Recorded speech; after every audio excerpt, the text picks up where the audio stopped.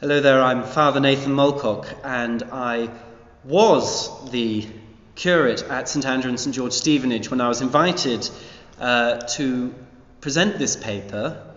I've just finished and am making preparations to move to the Community of the Resurrection in Yorkshire. But it's lovely to be able to do a kind of retrospective, I suppose, on those years. With one of my favourite authors, and to share this with you, even though we are separated physically in this time of plague.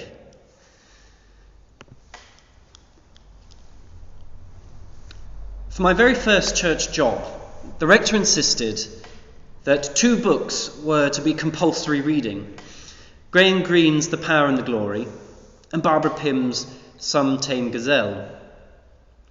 And while the former was affecting, even traumatic at points, it was the latter which seemed to hold the true mirror to life in an English parish. And the first character introduced there, the first to ever greet the reading public from Pym's writings with his conversations as obvious as his combinations, was the new curate. Ever since Jesus Christ appointed the first apostles, there has always been a need for assistance in the church. Those apostles, it turned out, needed more staff for the operation, and within a couple of generations the church had settled itself into the threefold hierarchy of episkopos, overseer, presbyteros, elder, diakonos, servant, or more usually, bishop, priest, deacon. These titles alone perhaps indicate the esteem accorded to these offices. Of course, in an organisation that worships a God who came not to be served but to serve, the church has gone to great pains to exalt the work of those who occupy the humbler positions on the ecclesiastical ladder, while those in charge have stressed their own servant credentials. The papal title, Servus Servorum Dei, servant of the servants of God, perhaps being the most famous or shameless, depending on the Pope. Yet, under the rhetoric, every hierarchy requires some to perch at the top and some to squat at the bottom of the heap.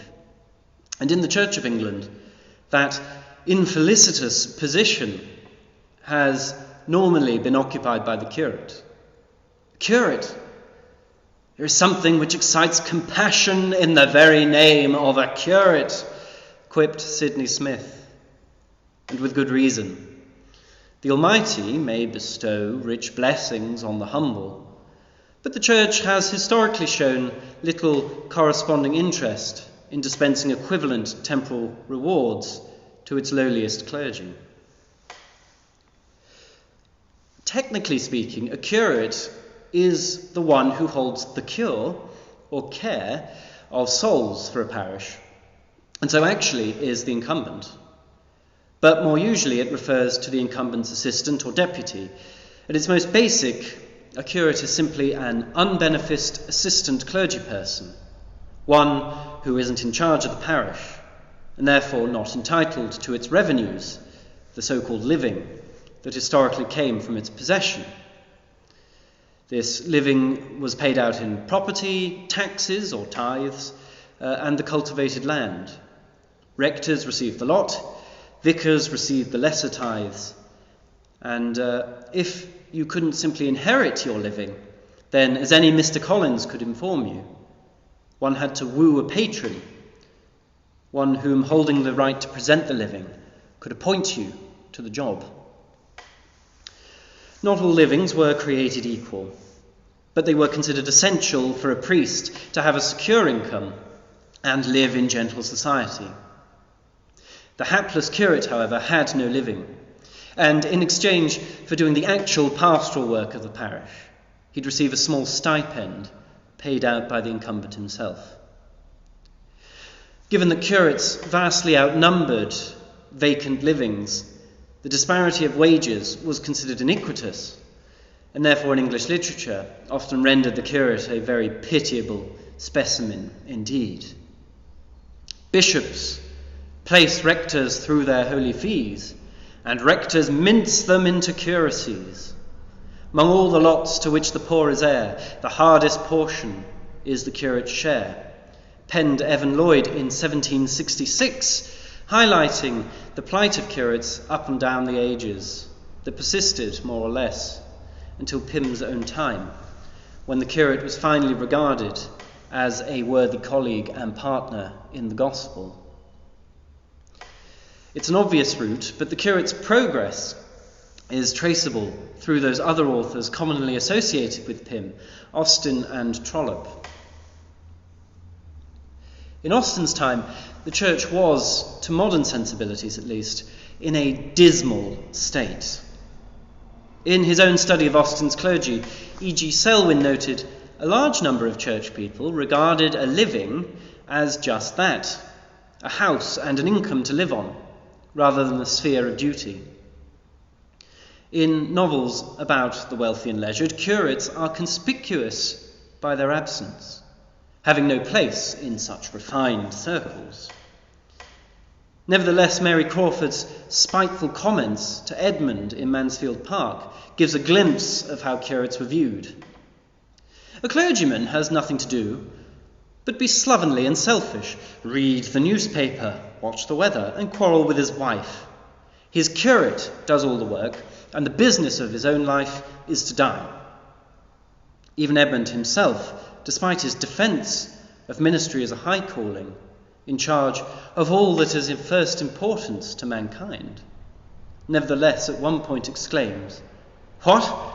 Take orders without a living? No, that is madness. Indeed, absolute madness." Edmund gets ordained by simply going to see the bishop for a week, receives no examination nor further training, serves no curacy. Instead, he immediately gains Thornton Lacey through blatant nepotism. Nobody thinks this unusual. In fact, Edmund only shocks the Crawfords with his outlandish suggestion that not only might he content himself with a modest income, but even live in his parish and undertake pastoral duties. In an era when pluralism and absenteeism were commonplace, and even simony, the paying for an office, Edmund's ambitions might seem shocking indeed. Little, it has to be confessed, had changed by Trollope's time. In 1827, 6,120 of the 10,533 benefices had no resident incumbent.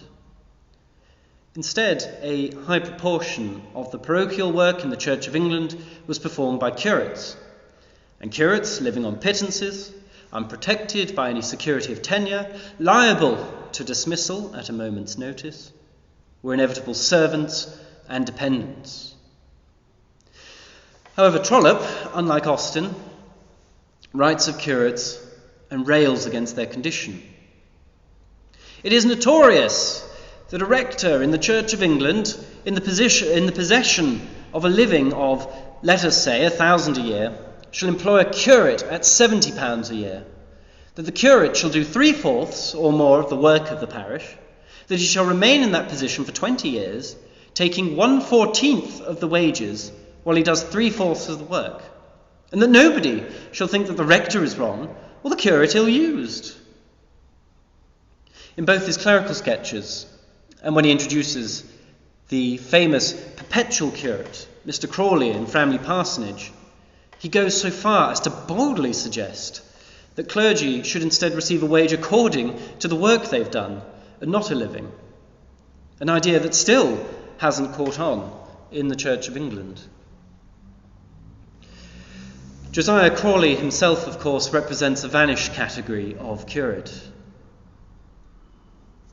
10,500 benefices neither provided enough opportunity for the estimated 24,000 clergymen in circulation by the end of the 19th century, nor did their medieval boundaries take account of the population changes and growth in this period.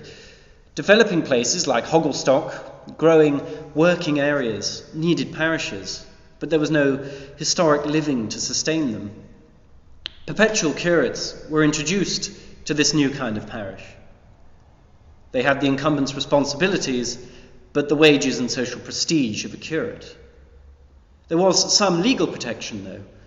Had Crawley in the last chronicle merely been an assistant curate, like Mark Roberts' curate, the Reverend Evan Jones, in Framley Parsonage, he could have been immediately sacked by the bishop. Although Crawley obtains Hogglestock through the patronage of his old college friend, Dean Arabin, Trollope is clear this is no living, and thus Crawley is no gentleman, something Trollope considered essential for a clergyman to be. So Crawley's poverty, depression, hunger and debt are relentlessly described. His coat is tatty, his pantaloons rusty, he has to beg for legal assistance and can only afford to seek it by travelling on foot. He is at the mercy of circumstance. His brother clergy use his case to advance their own interests or else score points for the bishop and anti-bishop factions. While they summon allies and send messages, the sole power Crawley can exercise is to resign the curacy and pauperise himself and his family. The threat to do so being one of the few times that the other characters consider the consequences for the curate and his family, rather than worrying about their own reputations, marriage schemes, and bruised egos. Trollope's voice, though, joined a general Victorian momentum for church reform. Mr. Crawley is not necessarily likeable, but he takes his calling seriously. He becomes a voice of conscience for the worldly Mr. Robarts, and though his high-mindedness leads him to pride, rigidity and charmlessness, especially in the bishop's drawing room, he energetically attends to the needs of his parish. His scrupulosity is contrasted with the wealthier and idler clergy. One Dr. Tempest even opines that Crawley has debased his office by his willingness to serve with his own hands the sick and poor of his own parish. Trollope's writings are part of a growing call, influenced by both the evangelical revivals of the 18th century and the Oxford movement of the 19th, for a higher clerical tone, with clergymen more religiously devout, more theologically learned, and more pastorally competent. The Oxford movement in particular promoted a pastoral ideal for clergy that meant serving their people in the parish, a notion likely to deeply perturb the Plumstead breakfast table. A combination of these higher ideals and fewer vocations saw benefits finally trickle down to the curates. As the universities opened up to non-Anglicans, theological colleges emerged to train priests, and the central assessment of candidates emerged. By the 1930s, a curate was no longer the servile scarecrow parish drudge, but a colleague who could reasonably expect to obtain his own living. Study continued through curacy, wages increased, and finally, livings have been gradually abolished. Curate and incumbent alike live on a fixed stipend, with very little difference between the incomes, a pattern that has been fixed until almost the present day. Any candidate in Pym's time and now would expect a diametrically opposite experience to that of Edmund Bertram's. Pym's own curates evidently lived different lives to Josiah Crawley. Their presence is expected at important social gatherings. They don't fret over job insecurity and are left to take charge of pastoral work. They're not presented as a hostage to economic and social fortune. He has been to theological college and expects to leave curacy for a parish or chaplaincy. And despite his assistant status, the prominence of the curate in her own books points to how far his social stock has risen by Pym's time. Yet, that said, these curates still have an old world quality to them. Some air of distress still hovers over a Pym curate. Edgar Donne arrives looking, like so many of the other curates, half-starved, and lives in what Harriet considers to be one of the more sordid streets of Jubilee Terrace. Both Father Ransom and Mr. Latimer lodge in rooms owned by respectable but fearsome matriarchs, evidently lack the means to a furnished home. And while Father Thames can retire to the Italian four-bedroom Villa Cenerentola without anyone finding this remarkable, nobody believes that Father Branch is capable of affording a long holiday in Italy. Perhaps it's not simply unworldliness that causes Father Greatorex to still wear his civil defence works overcoat. Yet these are secondary details. And the focus of Pym's stories is not on the curate's circumstances, but their character. Josiah Crawley's reputation is destroyed by a £20 bill, but Stephen Latimer fears for his because he lies about Crampton Hobnet. This focus on character is what makes a Pym curate recognisable as a contemporary and timely cautionary tale, despite some opinion to the contrary. After the First World War, a supposed new muscular Christianity was replacing the effeminate, pale young curate beloved by the Victorian maiden lady. G.W. Clarkson asserted in his Recollections in 1943 that the mousy curate, even on the stage, is well nigh unintelligible to this generation. Evidently, Pym disagreed. Her interest in curates was long held and closely observed, and despite penning an early poem of a rather modern curate on a motorbike, his sermons are the passion of the town, snippets of poetry to help 'em down. Too much theology makes ladies ill. His motto is, give sugar with the pill. And the occasional rogue curate in her novels who played rugby and earned a blue at Oxbridge, her platoon of young, good-looking, pale, thin, and broadly incompetent curates were clearly intelligible in her time. And with the Church now encouraging younger vocations again, such curates, still haunting the same Anglo-Catholic churches as them, remain intelligible today. In their failure to live up to the new clerical ideal, Pym's curates are perhaps a meta-commentary on the failure of so much church reform. Or maybe Pym actually captures something evergreen in curates' personalities. In the formal British literature on clerical formation, the same complaints recur down the decades. In 1881, the ladies' curate was derided as generally an empty-headed fop, with an overweening opinion of himself and a complacent notion that every girl he meets thinks of him as a possible suitor.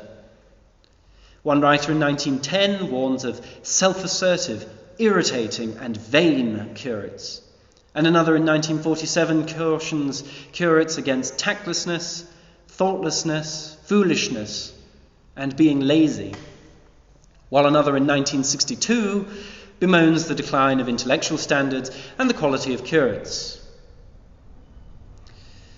Pymish curates clearly still abounded.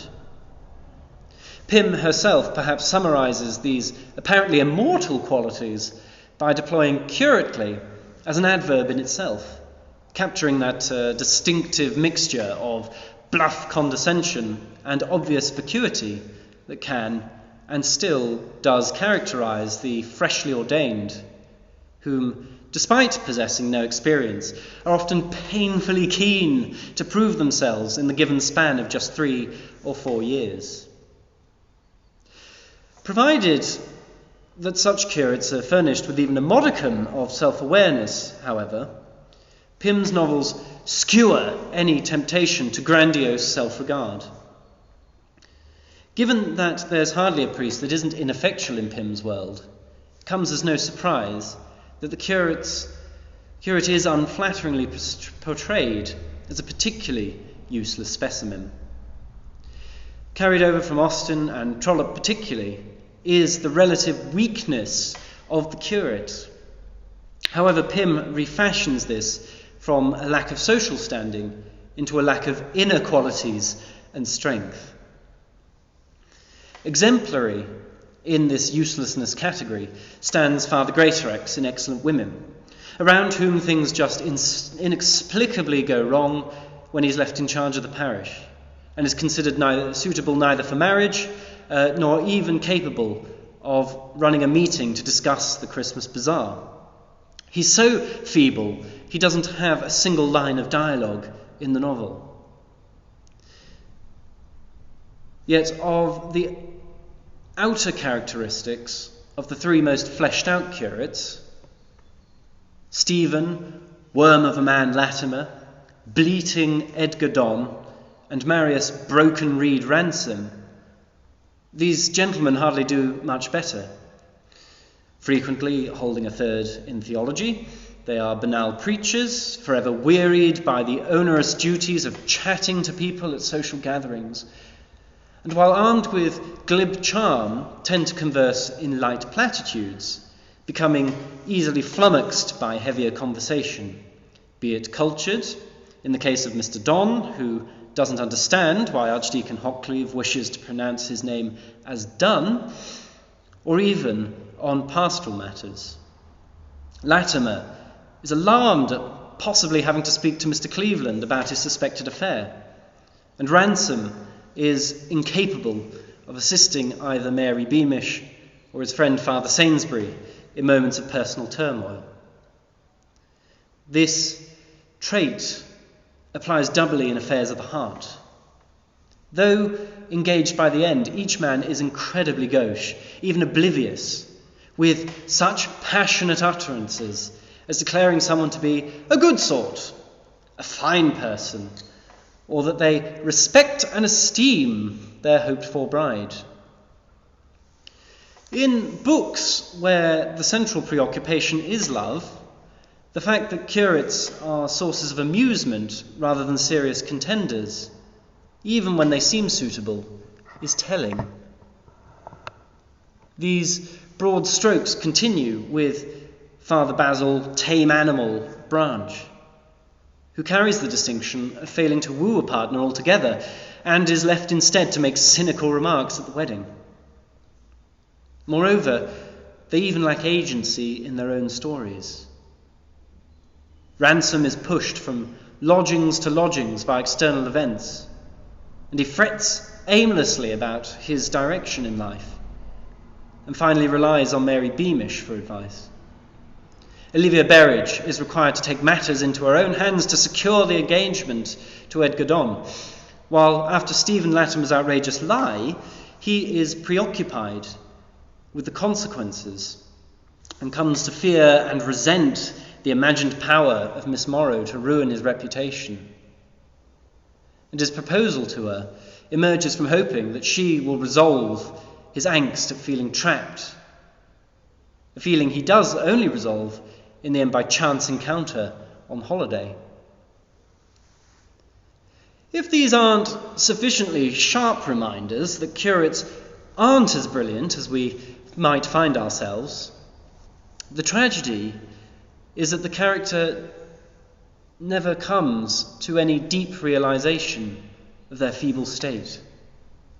They drift to the end into a new living and marriage, having learned little, grown little, achieved little.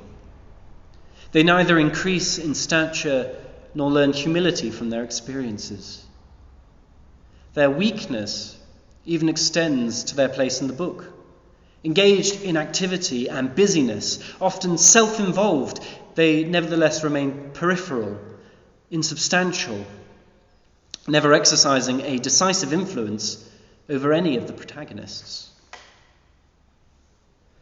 By contrast, rather than a lackluster pushing at the world to achieve their goals, Jessie Morrow, Belinda Bede, and Wilmot Forsyth, and even Iantha Broom, draw on their rich inner life to successfully navigate it, often striving for balance and personal growth instead of disruptive change. While it's true we don't get to hear the curate's thoughts nearly so often, their behaviours indicate that they lack the kind of substantial inner life that the heroes possess. The breezy, superficial curate is the foil to the settled, reflective protagonist, offering any reader, curates included, a moment to consider the shortcomings of an active, unreflective life against a considered, contemplative one, and the significant disparities between being self-reflective and merely, curately, self-absorbed. Typically English, there's little spiritual anguish or even explicit articulation of belief. Instead, for these women, the church is part of the background ambiance. However, each of them possesses the qualities that seed the contemplative life. The first of these is attention, not simply noticing what others overlook, but to view things as they are, rather than through the prism of our wishes and desires and expectations.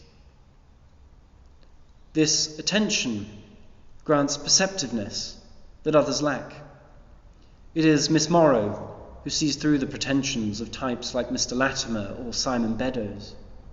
Miss Bede, who is sensitive to Miss Pryor's social prickliness, or the embarrassment at being present for a hot-cleave domestic spat, or understands why Agatha smiles more around Bishop Grote.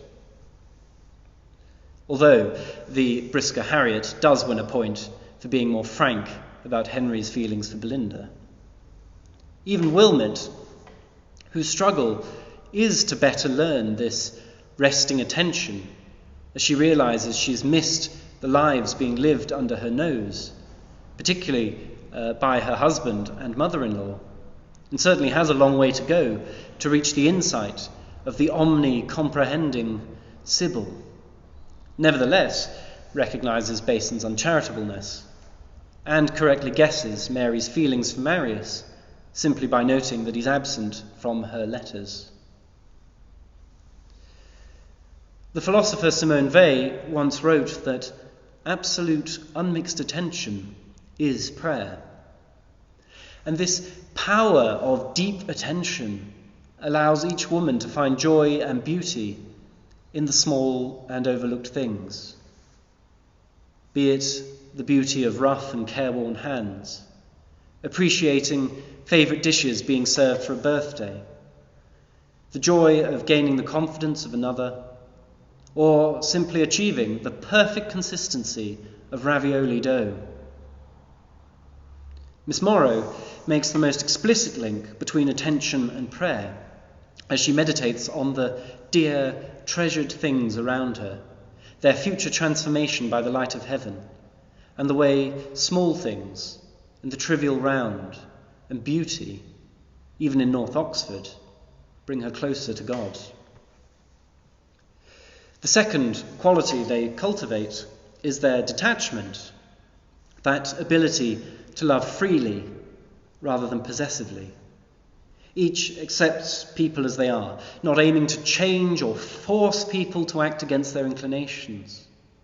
They don't love others as a means to fulfilling their own ends, a form of self-love which Mr. Latimer, for instance, shows in spades when he considers a wife entirely in terms of what she might do for him. Such detachment is intrinsic to the love of the Christian God, whose love is neither coercive nor in competition with human love. To quote St. Paul, love is patient, love is kind, it does not envy, it does not boast, it is not proud. In each case, their detachment allows them to perform an act of loving renunciation, allowing them to find peace with reality.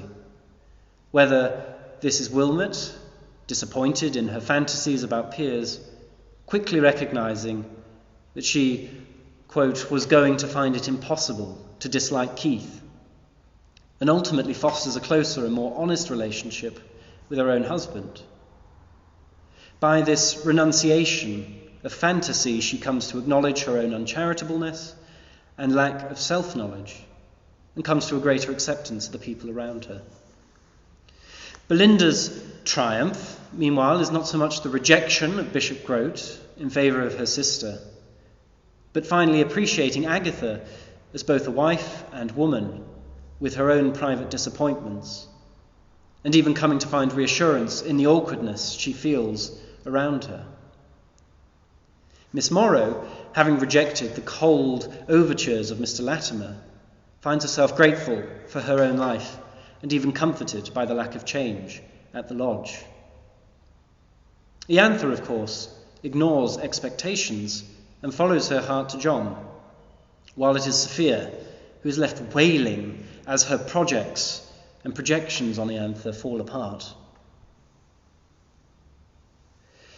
In each one, their detachment moves towards happiness,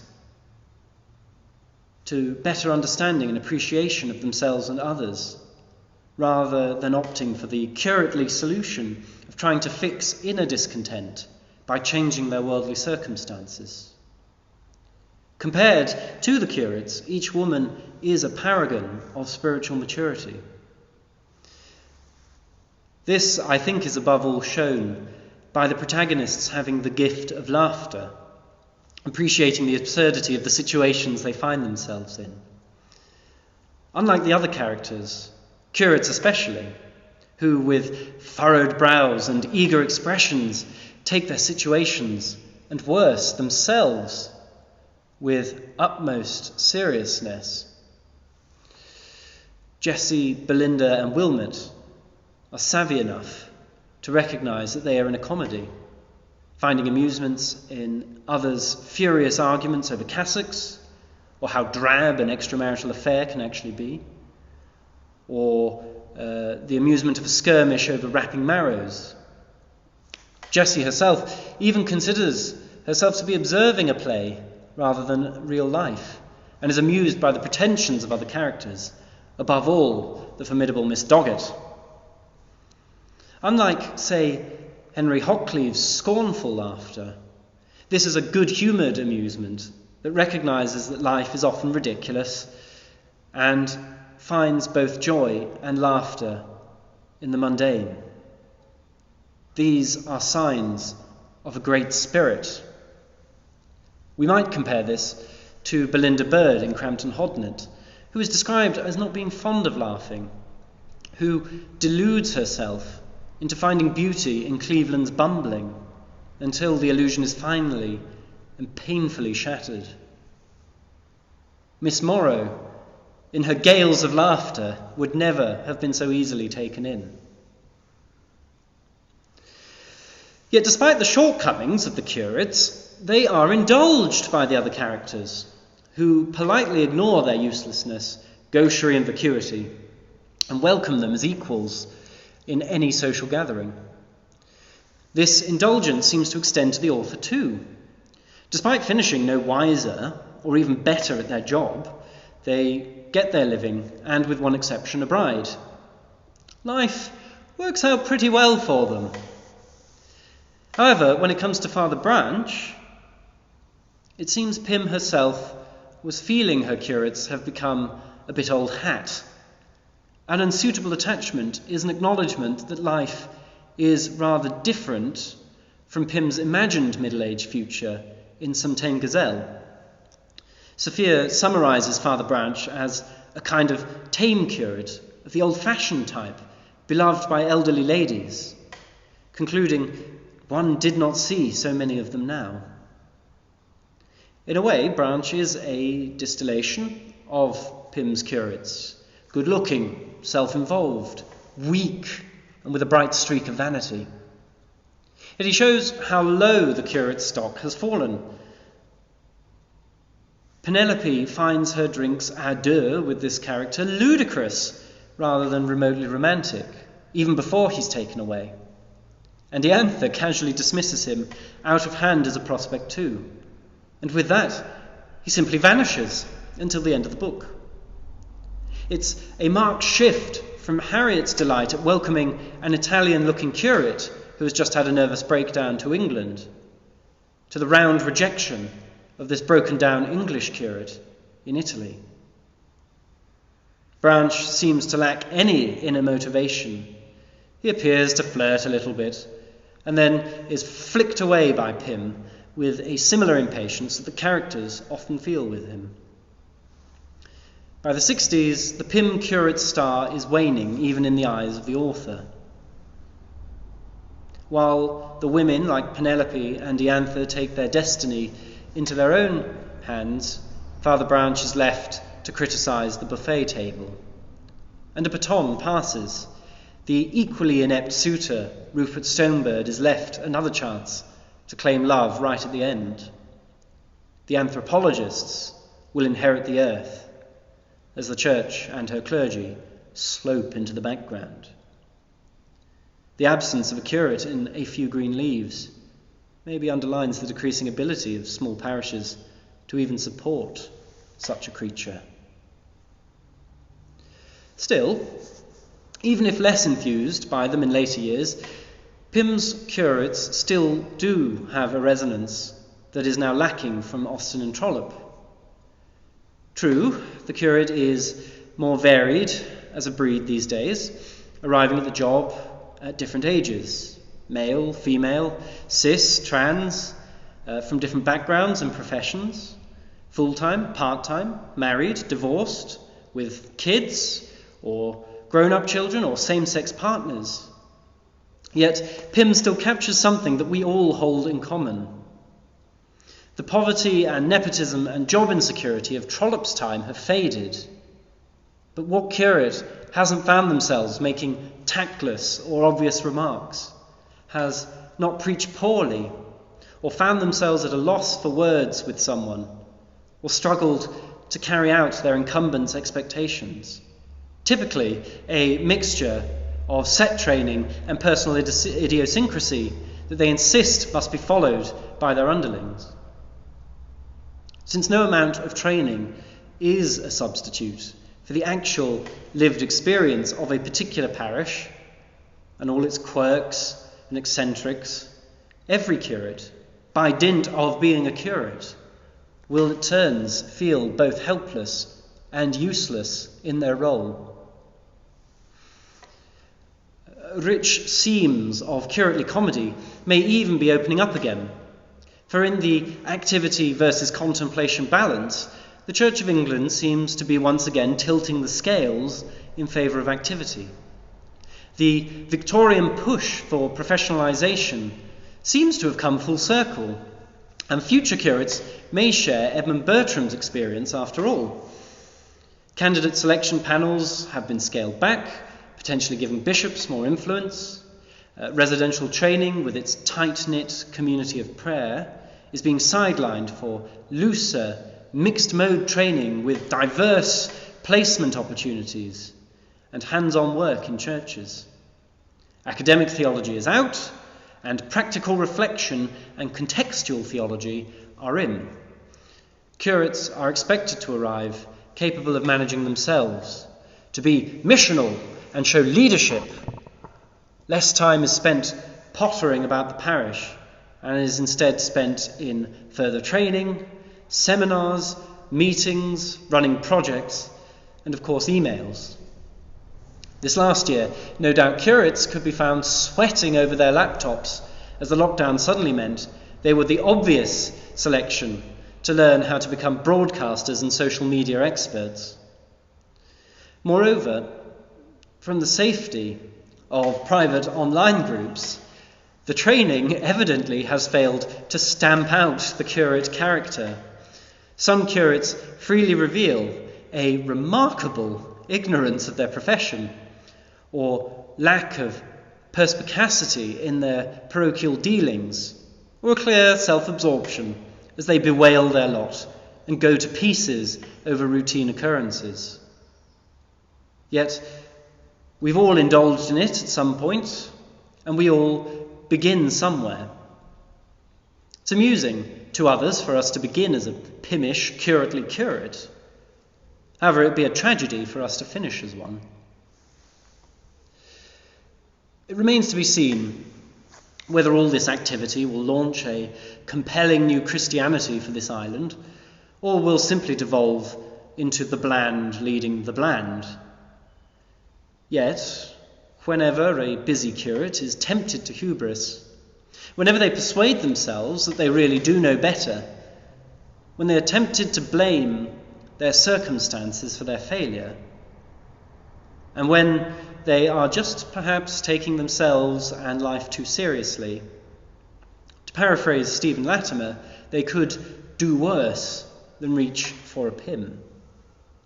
They could do worse than recalling their congregation may be more perceptive than they themselves. They could do worse than be reminded, slow down, pay attention to what's going on. Be open to others. Don't force every change. Enjoy and cherish the small things. Love your old people. And above all, remember to laugh at the absurdity of our clerical pretensions, especially on the bad days.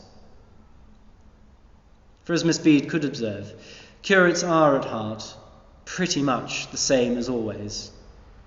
A fact as reassuring to us clergy as it is no doubt frightening to those legions of church reformers that have expended so much energy trying to alter that fact.